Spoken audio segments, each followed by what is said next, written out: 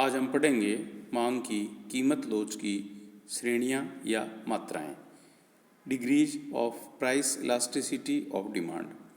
इससे पहले अपन ने मांग की लोच है वो 3 प्रकार की होती है, इसके बारे में पढ़ा। अब मांग की कीमत लोच को हम डिटेल स्टडी में ले रहे हैं। यह है कि जब वस्तु की कीमत में परिवर्तन होता है तो मांग में अलग अलग अनुपात में परिवर्तन देखने को मिलता है। कीमत में परिवर्तन होने के उपरांत मांग में जो परिवर्तन होता है उस होने वाले परिवर्तन के मात्रात्मक आधार को ध्यान में रखकर 5 मांग की लोच की श्रेणियां बनाई गई हैं। यानी ये श्रेणियां ये बताती हैं कि मांग मात्रा में होने वाला परिवर्तन और कीमत में होने वाले परिवर्तन के अनुपात के बीच में क्या संबंध है।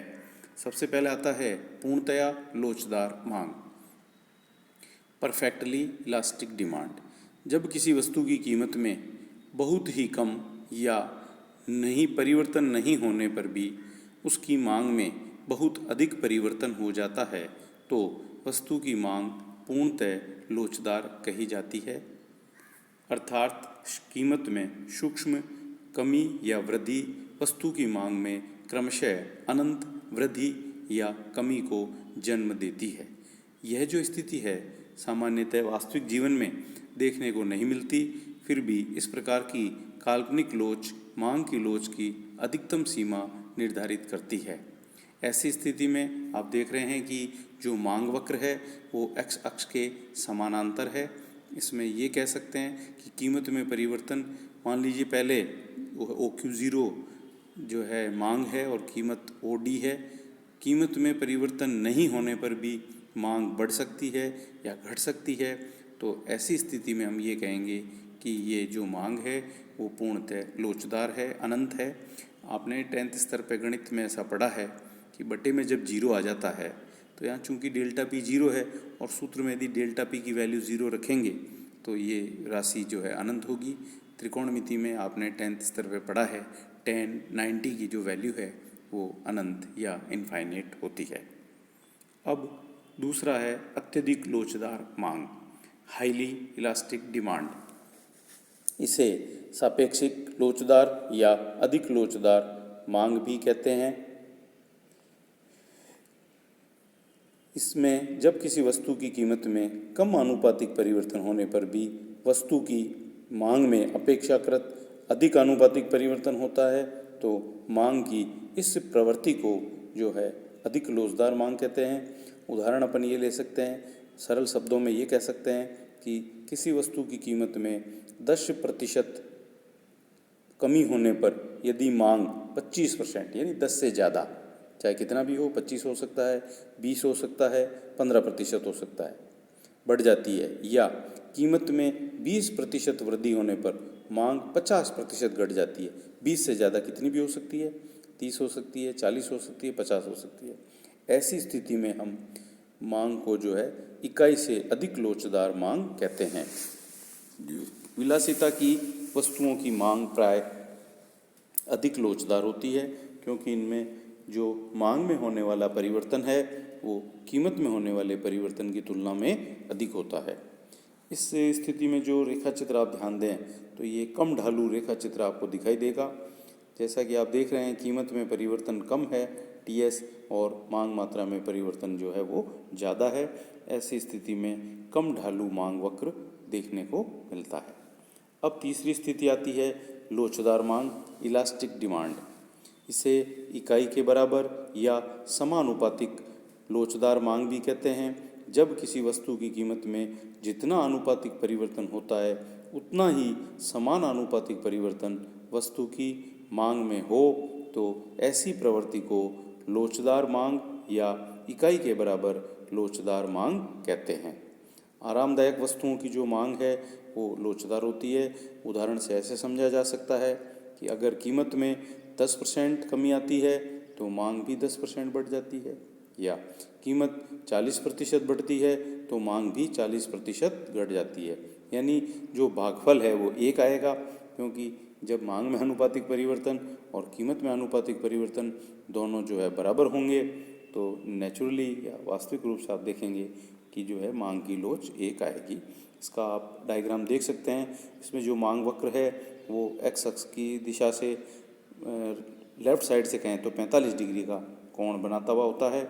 दोनों परिवर्तन आप देख सकते हैं, TS और QQ2, ये दोनों की चौड़ाई जो है बराबर है, यानी मांग में परिवर्तन और वस्तु की कीमत में परिवर्तन दोनों ही समान हैं।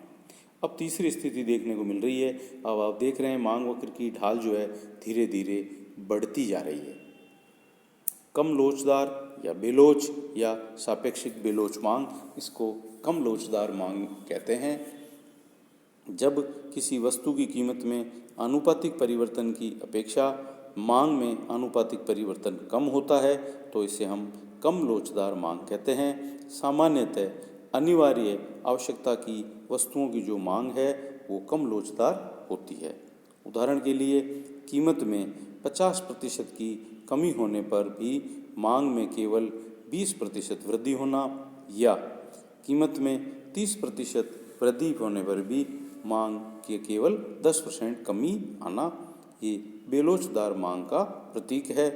ऐसी स्थिति में जो है मांग वक्र अधिक ढालू होता है। आप इसमें देख सकते हैं रेखा चित्र में, जो कीमत में परिवर्तन है वो अधिक है TS, और मांग में जो वस्तु की मांग में जो परिवर्तन है वो तुलनात्मक कम है। ऐसी वस्तुओं का मांग वक्र आधार रेखा पर खड़ी रेखा या अधिक ढालू रेखा के रूप में होता है, और इकाई लोचदार का कम लोचदार का मतलब है जो न्यूमेरिकल वैल्यू है, जो संख्यात्मक मान है, वो लोच का 1 से कम होता है। अब पांचवा है पूर्णतया बेलोचदार मांग, परफेक्टली इनइलास्टिक डिमांड।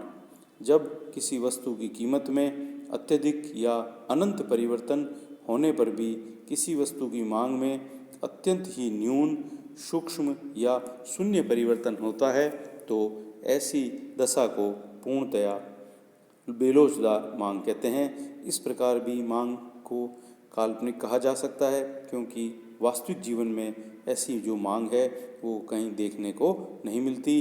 गणितीय भाषा में ऐसी स्थिति में E की वैल्यू 0 होती है। शून्य मांग लोच वाला जो वक्र है आधार रेखा पर लंब परपेंडिकुलर होता है। जब वस्तु की कीमत OP है तो मांग OQ है। कीमत बढ़ भी जाती है तो भी मांग में कोई परिवर्तन नहीं होता है। कीमत में अत्यधिक परिवर्तन होने के बावजूद मांग में होने वाला परिवर्तन शून्य है। तो लोच की इन विभिन्न श्रेणियों को जो है आप एक साथ भी दर्शा सकते हैं।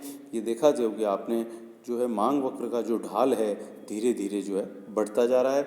अब आप इन पांचों लोच के को एक साथ देख सकते हैं। देखिए पहला जो डायग्राम है पूर्णतया लोचदार मांग है, उसमें वक्र है वो एक्स अक्ष के समानांतर है, इसको हम 0 ढाल कह सकते हैं। दूसरी जो मांग है जिसमें E की वैल्यू 1 से अधिक है, उसमें मांग वक्र की सामान्य या थोड़ी ढाल है, कम ढालू है, लोच अधिक है, E की वैल्यू 1 से कम है। तीसरी स्थिति जो है उसमें मांग वक्र लोचदार है, यानी इकाई लोचदार है, E की वैल्यू 1 के बराबर होती है, और कोण है वो जो त्रिभुज बना है ये आप देख सकते हैं। त्रिभुज में 2 कोण 45 डिग्री के हैं, एक 90 डिग्री का है। तीसरी जो स्थिति है वो कम लोचदार मांग है, यानी मांग वक्र की जो ढाल है वो और बढ़ गई है, जो है 1 से कम है। और पांचवी जो स्थिति है जिसे हम पूर्णतया बेलोचदार मांग कहते हैं, इस स्थिति में जो है वक्र एक्स अक्ष के लंबवत है और जो मांग की लोच है वो 0 है। तो आप एक बार फिर ध्यान दें, पहले 5 नाम हैं इनके: पूर्णतया लोचदार मांग, अधिक लोचदार मांग, लोचदार मांग, कम लोचदार मांग जिसको बेलोचदार मांग भी कह सकते हैं, और अंतिम है पूर्णतया बेलोचदार मांग। न्यूमेरिकल वैल्यू पहले में E की वैल्यू अनंत है, दूसरे में E का मान 1 से ज़्यादा है, तीसरे में बराबर 1 होता है, चौथी स्थिति में E की जो वैल्यू है वो 1 से कम है, और जो पांचवी स्थिति है उसमें E की जो वैल्यू है वो बिल्कुल 0 या बराबर 0 है। तो इस प्रकार जो है मांग की लोच की विभिन्न श्रेणियाँ आपने पढ़ी, और ये 5 श्रेणियाँ होती हैं, और न्यूमेरिकल वैल्यू जो है वो लोच की 0 से लेकर है वो अनंत तक होती है। तो ये मांग की लोच की 5 श्रेणियाँ कहलाती हैं।